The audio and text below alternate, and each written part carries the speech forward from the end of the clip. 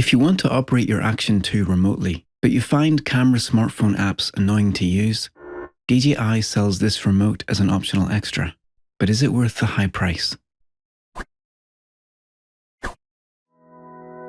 Like most modern action cameras, the Action 2 comes with a smartphone app that lets us remotely control the camera. But if you're like me, you might find that they take too long to connect, and touchscreens aren't the most convenient way to trigger recording when you're out being active.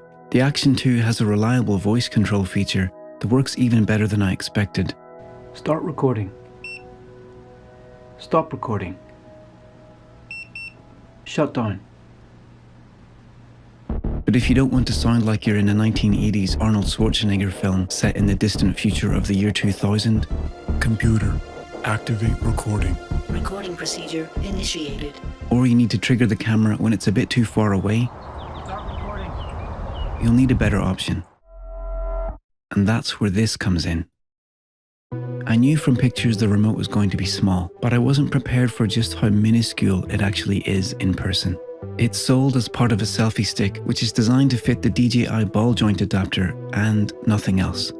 These two pegs fit into holes on that adapter, and that adapter only comes with the dual screen combo. If you bought the Action 2 power combo instead of the dual screen, you kinda get shafted, just like you did with the official magnetic case, which didn't fit the power combo properly. You'll need to spend another $50 Canadian on the ball joint, or just stick a bit of rubber in there to cover up those pegs.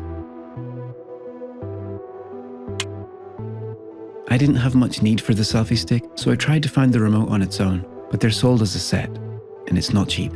It usually connects really quickly. At worst it takes about 15 seconds, and at best about 5 or 6, and so far it's been very reliable. The OLED display is very helpful for checking that the camera is actually recording and for seeing the remaining battery life. The joystick is a shrunken down version of the one on the Pocket 2. Left and right lets you move through the menu, and up and down lets you move through the menu. There's no additional function provided by that extra axis that I can find. Moving it lets you switch from video to photo and any of the other capture modes, but you can't change the settings. That'll have to be done on the camera.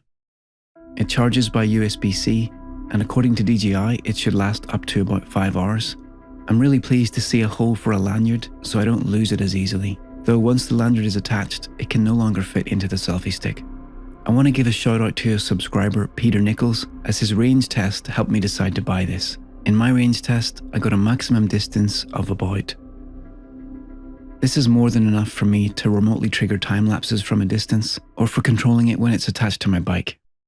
What I don't like so much is that after just 3 minutes, it goes into standby. This turns the little display off to save battery, and while that's a good idea in essence, it also disables the recording button. So when I press record, all it does is bring the remote out of standby. It doesn't actually start recording until I press it a second time. This means when you're recording frequent clips, you have to make sure you check the display to see if it's in standby or not before you hit record. If you just reach into your pocket and press it, it won't record if it's been longer than 3 minutes, so you'll have to press it twice. But if you press it twice when it's not in standby, you'll start and immediately stop recording. In the beginning I was missing quite a few shots because of this, and so I wish they'd made it so that pressing record would always start recording, even when it's in standby. Or at least let us change the 3-minute on phase to something longer like 15 or 30 minutes. At almost $90 Canadian after taxes, the price was harder to swallow than the remote itself. Luckily for me, I found an open box one on Amazon for $50-something. At full price, I think it's quite expensive, but it does have an OLED display, which isn't cheap to manufacture.